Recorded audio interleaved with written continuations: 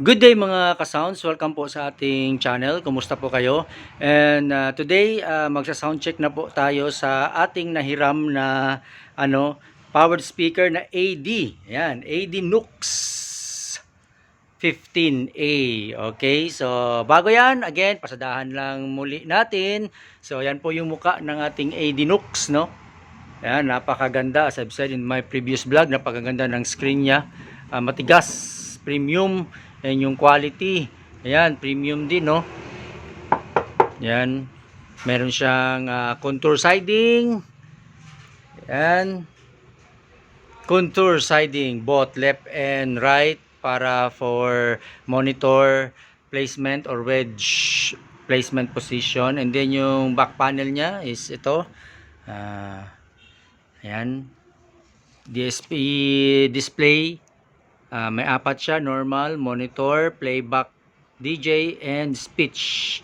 And then meron siyang RCA line in, mayroon din siyang line A na line in, so dalawa yung line in niya. So actually nakapag-setup na ako, no. And ito naman is line B, mic and line. Tapos ito yung mix out niya. Ayan, so ito yung volume para sa line in B. Ito naman yung volume para sa line A tsaka RCA. So 2 channel siya, no. Maganda. Ano pa ba? Ito yung power cord, of course. Yan, and then yung selector ng kanyang voltahe to 30 volts to 115 volts. So naka-plastic din siya for safety purpose. So ayan, isa sound check natin to para malaman natin. Ang alam ko daw, malakas daw to eh. So malalaman natin. Ayan, 700 watts class D power amplifier. So ayan, hindi ko nababasahin lahat yan kasi nabasa ko na yan dun sa ating what's inside ng AD Nux 15A vlog. So kung napanood nyo yun, so alam nyo na. Kung hindi nyo pa napanood, so pwede nyo panoorin. So ito ngayon, sound check nya, testing, no. Hiniram lang natin to sa ating kaibigan. Actually iniwan na niya dito sa atin sa bahay. So kaya nagkaroon tayo ng chance na matesting ito. So testingin natin mga ka-sounds. Bale, na-on ko na nga pala ito, no. Ayan, no. Dito may power, signal, and limiter. So ilalagay lang natin sa normal preset, no. Normal preset, tapos dito tayo sa line B. Sa line B ang gagamitin natin. Alright. I-off ko ulit. Ayan, naka-off. Wala siyang fan, no. Wala siyang fan. Tanggalin ko lang. So, ayan siya mga ka-sounds. So, isasaksak ko na ulit. Sasaksak ko dito sa mic line B. Okay, mic / line B. Naka-lower yung volume. May selector din siya dito na push kapag naka-angat nasa mic, kapag nakalubog nasa line. So, testing natin yan mamaya. So, power on tayo. Yan, so umilaw. Ibig sabihin naka power on na. So ngayon, press natin yung mic. Yan.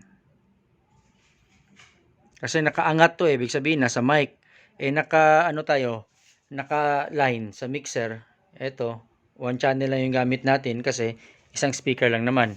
So kailangan natin tong ilubog para pupunta sa line. Ayan, tapos sound tayo. Oops, maingay ah. Narinig nyo ba? Maingay. Maingay siya mga ka-sounds, oh. Bakit kaya? Press natin. Oh, nawala. Nawala yung ingay. Press natin ulit. Nawala, oh. Baliktad siguro ang ano nila, itong symbol nila. Dapat ito kapag nakaangat, ibig sabihin, sa symbol kasi kapag nakaangat, ibig sabihin nasa mic. Kapag nakalubog, nasa line. Pero umiingay siya oh. Umiingay siya mga ka-sounds kapag pindutin ko, kapag nakalubog siya tas naka-indicate sa line. Ibig sabihin, baliktad siguro ito. Nasa mic ito. Kapag nakalubog, nasa mic. Kapag nakaangat, nasa line. I think baliktad. Correct me if I'm wrong mga ka-sounds ha. Ganyan din ba yung na-experience nyo? Yung mga owner ng mga AD Nooks. Sa tingin ko na kasi kapag hindi siya nakalubog, nakaangat siya, tapos ang indicator naman sa nakaangat is mic, which is mali po yun. Kasi naka-line tayo eh. So dapat nakalubog. Pero pag pinindot mo yung nakalubog, ayan maingay siya. So I believe hindi yan normal, no? Hindi yan normal ganyan. So siguro baliktad lang yung symbol niya pagkasulat, pagkaprenta. So dapat ganyan, nakaangat. Kahit nakalagay dito mic ang angat, pero ang ibig sabihin niyan nasa line ka na. Kasi naging malinis na siya oh. Malinis na yung speaker, hindi na siya maingay compared kanina. Iparinig ko lang ulit sa inyo mga ka-sounds ha. Ayan oh, maingay oh. Pinindot ko na yun ha, pero maingay siya. So ibig sabihin may mali dun sa prenta nila no dito. So dapat iano na lang to. Iangat natin. Ayan nawala. So ayan oh, nawala. Wala nang ingay. Wala nang hissing sounds yung gumaganon. So nakaangat siya. Ang sabi dito is mic, pero sa tingin ko lang ha, nasa line na yan. So, okay, andyan na tayo sa middle lang muna. Try natin lagay lang sa middle. Tapos mag-sound check tayo mga ka-sounds.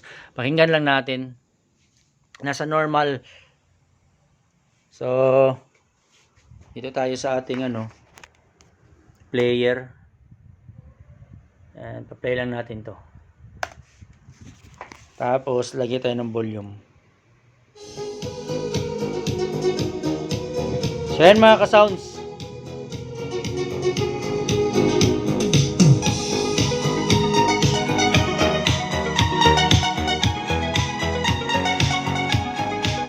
Yung volume natin dito lang oh.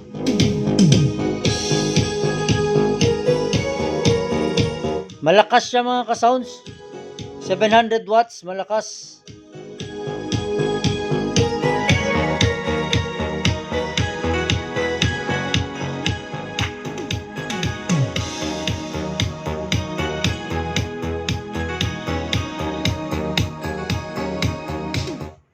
Alright, try natin ilagay sa Unity yung Unity yung fader natin ha. Tapos nakagitna lang yung volume dun sa likuran ng powered speaker.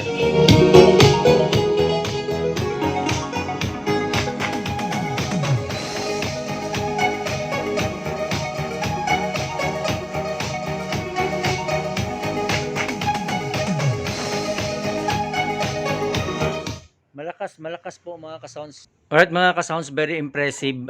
Malakas po siya. Nilagay lang natin yan dito sa tawag nito sa 12 o'clock. Pero napakalakas. Hindi po siya naglilimit. Malakas siya kahit nilagay ko na dito sa Unity gain yung ating fader. Talagang malakas siya. Meron lang akong isang na-observe kapag pinupull volume ko no. Kapag nilalagay ko dito sa my Unity, yung niya, yung speaker box ito, parang gumaganon. So, I don't know kung normal 'yun or hindi no. Kasi baka hindi kinaya ng tawag nito ng plastic molded ng speaker yung puwersa ng lakas ng bayo ng bass, kaya gumagano na siya. So kasi kapag pinipress ko, iniipit ko o niyayakap ko yung speaker para lang maipit, nawawala naman yung parang ganon, yung parang nagba-vibrate. Kasi nga sa sobrang lakas ng bayo ng speaker is nagbabibrate na itong plastic speaker. So siguro kapag kahoy talaga ito, no, na makapal na kahoy na 1/2 parang ganun, is tapos ma-reinforce pa ng mga pandikit naka-screw, siguro hindi siya magba-vibrate or magaganon. Pero so far, yun lang naman na-observe ko. Pero buo pa din naman yung tunog kasi nga nung niyakap ko itong speaker, nawawala naman yung parang nagba-vibrate na ito, yung speaker, yung plastic molded nga. So kapag binibitawan ko, yun parang gumaganon, nagba-vibrate yung speaker niya. I don't know kung maririnig nyo, try kong iparinig sa inyo mga kasoundsa para at least may idea kayo kung ano yung sinasabi ko. Italikod ko lang speaker, tapos magpapa-volume. So try ko na.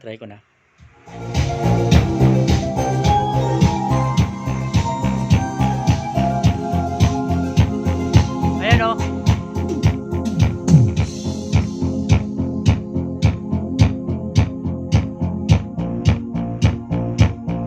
Narinig nyo ba? Narinig yung mga sounds? Sana narinig nyo, no? Parang gumaganon. Yung plastic yun. Pero yung speaker in actual, hindi, buo pa rin. Pero yung box lang, yung plastic, parang gumaganon siya. Pakinggan nyo ulit ha. Ewan ko lang kung naririnig nyo.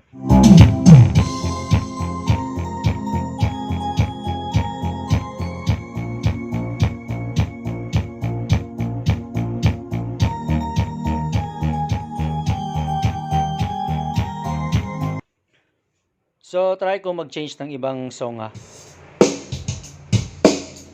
Drum beat.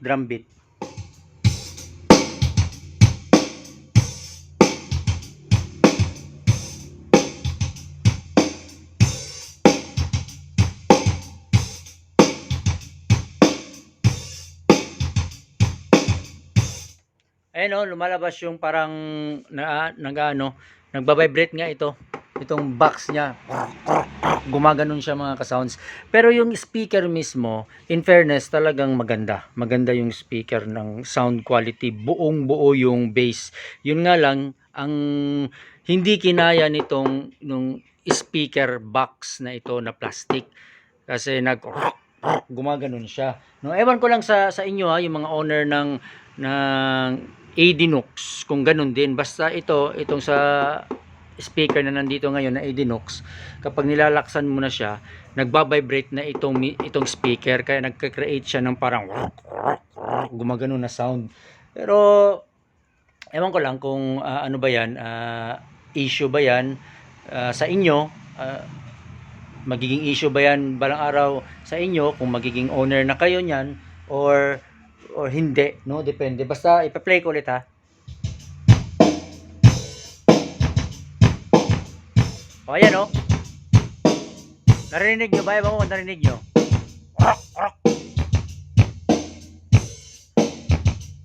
Ilapit ko lang.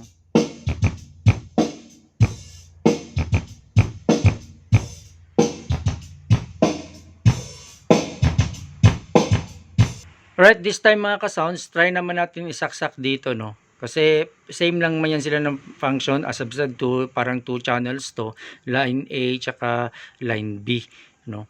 So try natin dito sa taas. Yan, tapos lagyan din natin sa unity. Sa unity, sa gitna. So yan.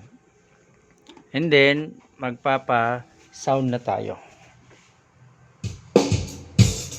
So pwede, no? Pwede.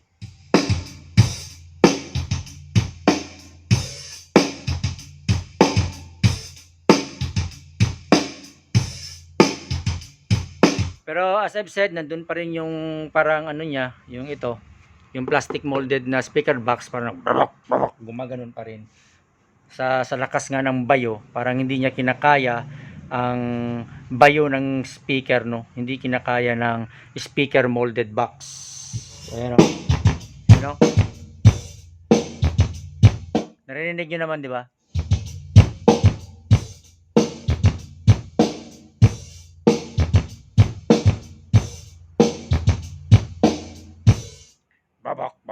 gumaganon, tumutunog to nagba-vibrate. Pero yung speaker itself, napakaganda ng speaker, malakas siya.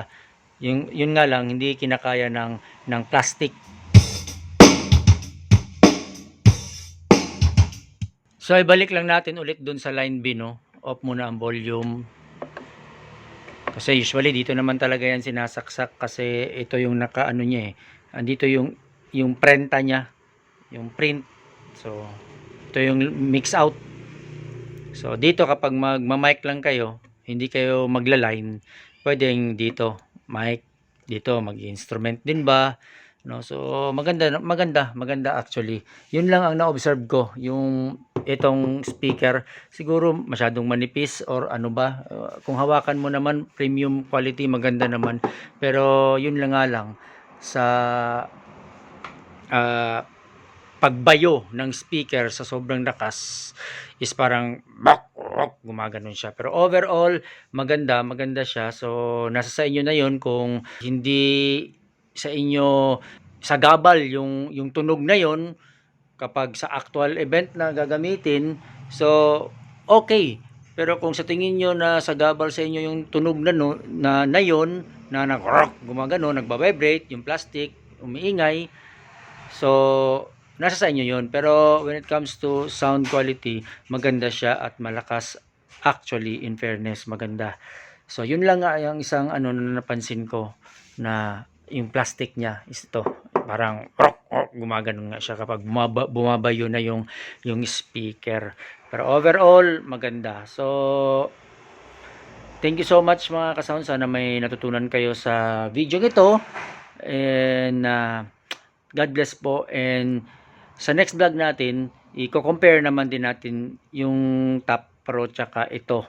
Yung Top Pro kasi hindi naman yun masyadong malakas Mahina lang naman yun. Mas malakas pa yata ito but anyway, malalaman natin yan sa next video. Abangan ninyo kung sinong mas malakas sa kanila. Siguro ito, mas malakas siguro ito. Tingnan na lang natin. No? Okay. So, thank you so much for watching. God bless and to God be the glory.